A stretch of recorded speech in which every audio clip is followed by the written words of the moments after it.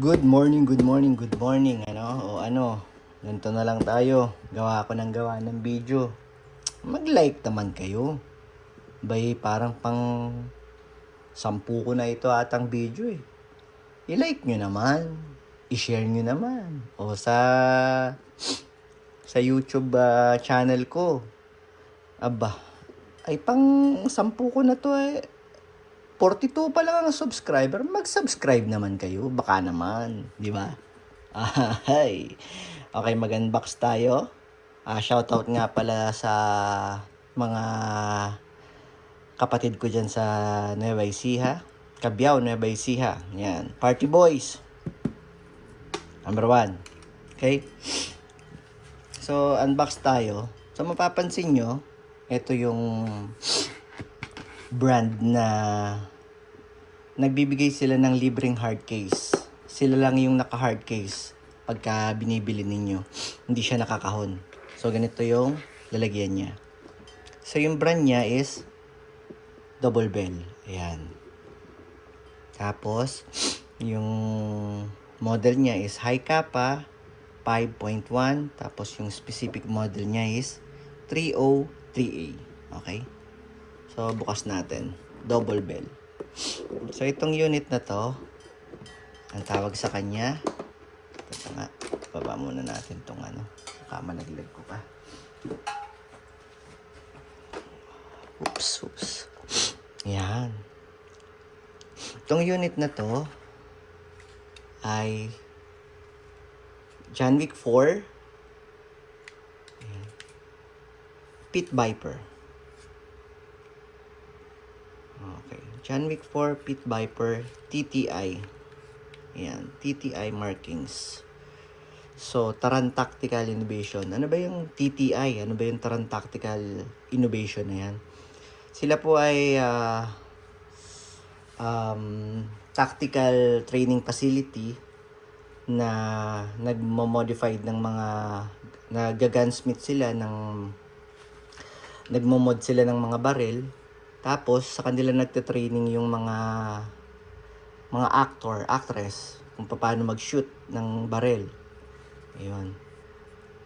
Doon nag-training si Keanu Reeves. Doon sila nag-training yung John Wick. Kaya, eto, modified siya isa siyang 2011 High Kappa, tapos modified siya ng Taran Tactical Innovation. Okay? So, out of the box, meron siyang metal slide, metal yung lower frame, tapos naka-extended yung magazine release, tapos naka-staple hand grip. Ayan. Ano siya? Para siyang liha. Magaspang siya, oh. So, ambidextrous, manual safety, kaliwat kanan. Ayan. Tapos, fiber optic sight, parehas na green. Ang pogi. Yun, no? So, hindi siya fixed barrel. Magalaw siya. May compensator siya dito. Under railings for accessory attachment, flashlight, laser.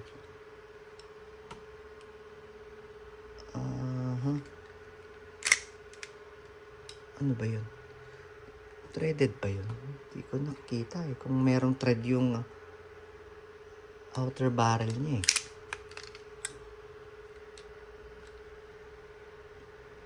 So, non-thread. Wala siyang thread. Yung outer barrel. So, hindi ko sure ha. Hindi ko masyadong makita eh. So, sa magazine may TTI markings. Ayan. TTI logo. TTI na magwell. Naka-magwell na rin siya. Ayan. Tapos sa likod, meron siyang Pit Viper. Ayan, specific model. John Wick 4. Ayan, ito ang ginamit ni John Wick sa John Wick 4. Ayan.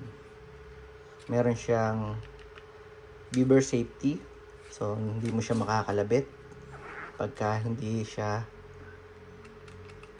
mo siya pinipress dito. Malalim yung niya. Kalabitan. Malalim yung trigger pull niya. Okay, so ano pa ba? Mhm. Ano ba to? Hop-up. Okay.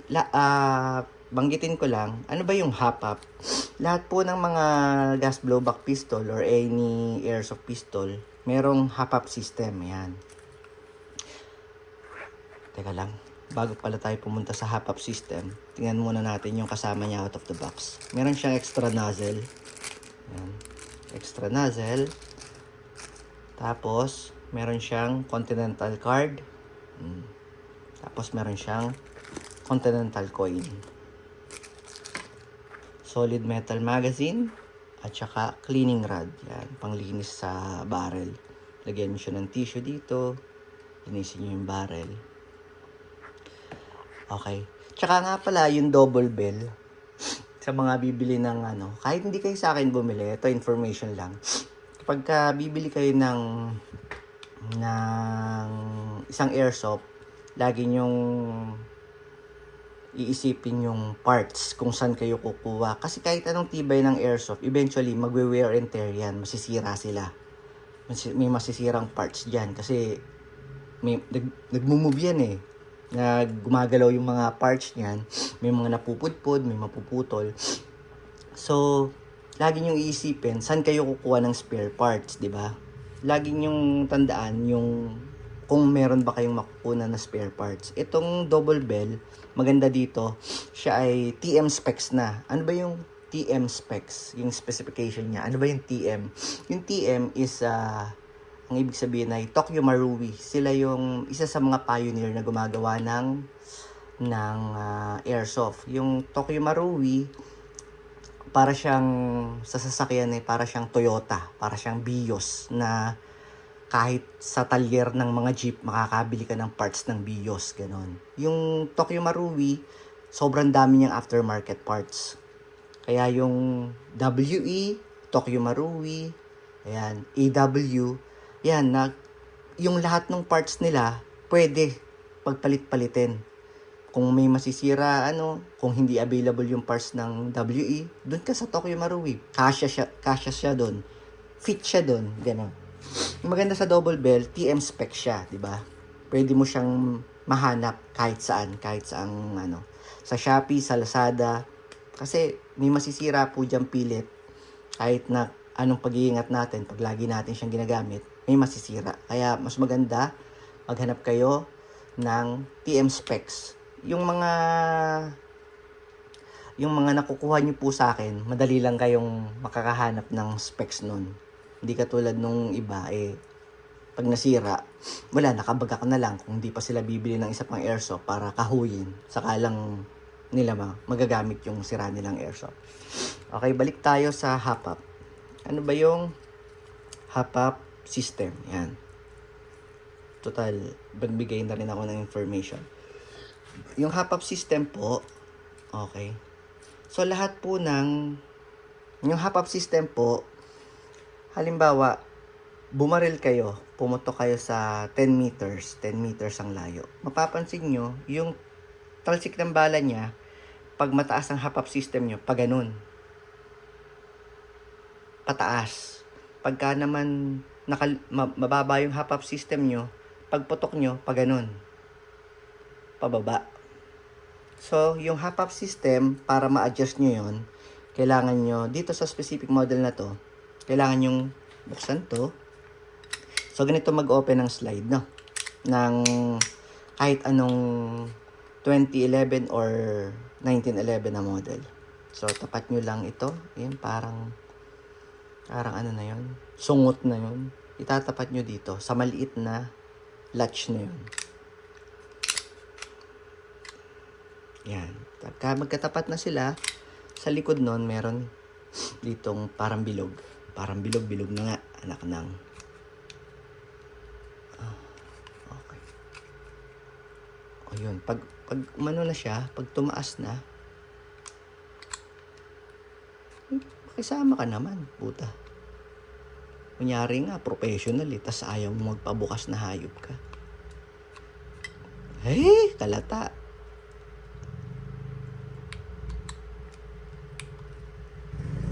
Okay. Ay, inisipon ako, demonyo. Kinabahan na yung vlogger.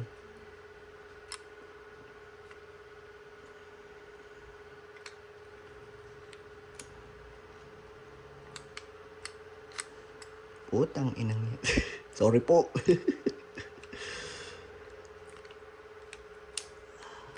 Yan, okay. So, makukuha nyo to pag umangat na. So, slide lang natin, dire-diretso hanggang matanggal to. Yan, okay. So, sa specific model na to, yung hop-up system niya, nakikita nyo yung parang gear na yon. Yan.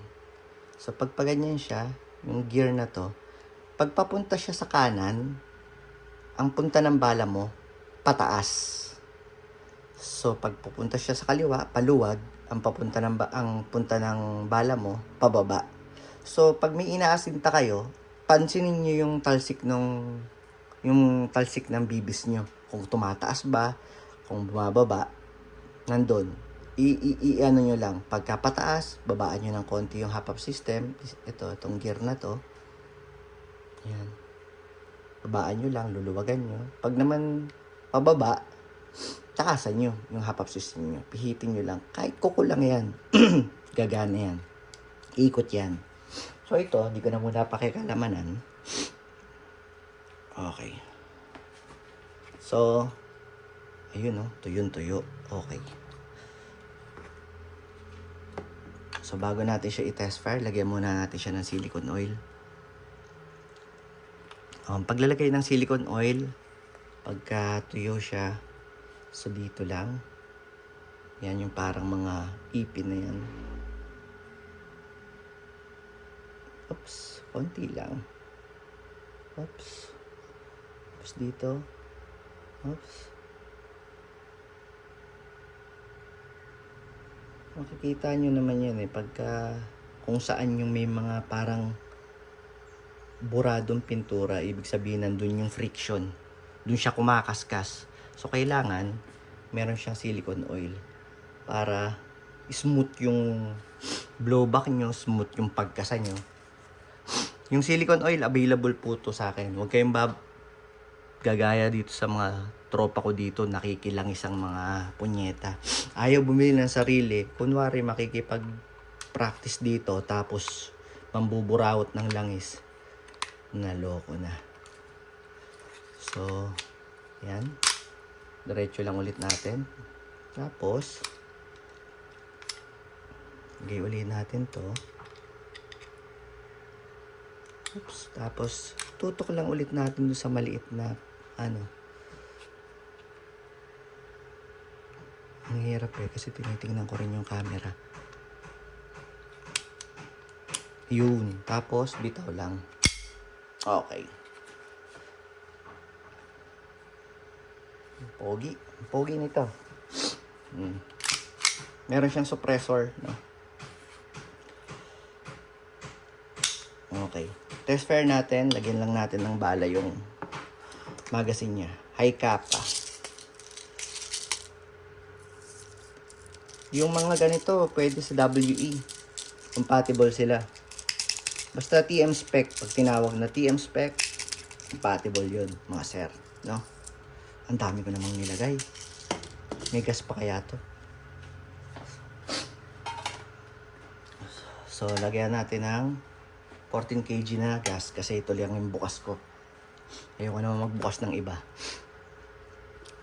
Available din sa akin 14 kg na gas at saka 12 kg na gas. O anong pinagkaiba? Mas malakas po ito.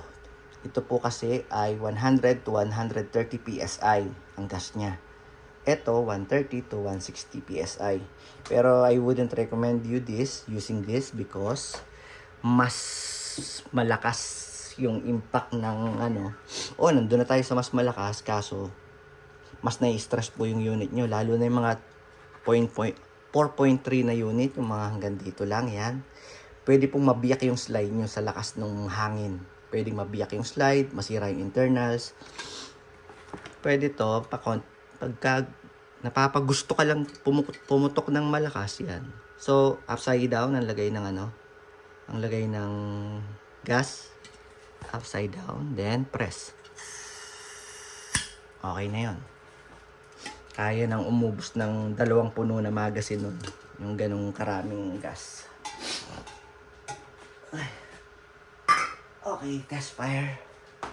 Test fire natin. Okay, test fire tayo ng Double Bell High Kappa 5.1 2011 John Wick 4 Pit Viper.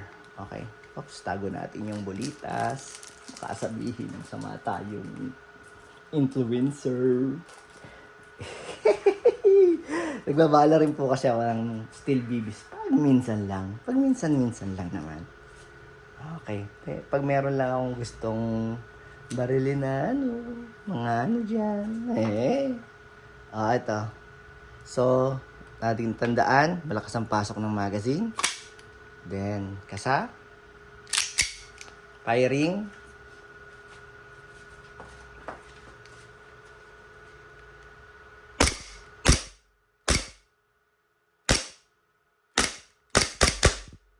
Okay. So, nag-open slide. Release magazine agad. Then, baba natin to. Or, suportahan natin para hindi mapudpud. Baba. Ayan. Okay. Tapos, rest the hammer by pressing the trigger. Okay. Yun lang. Maraming salamat.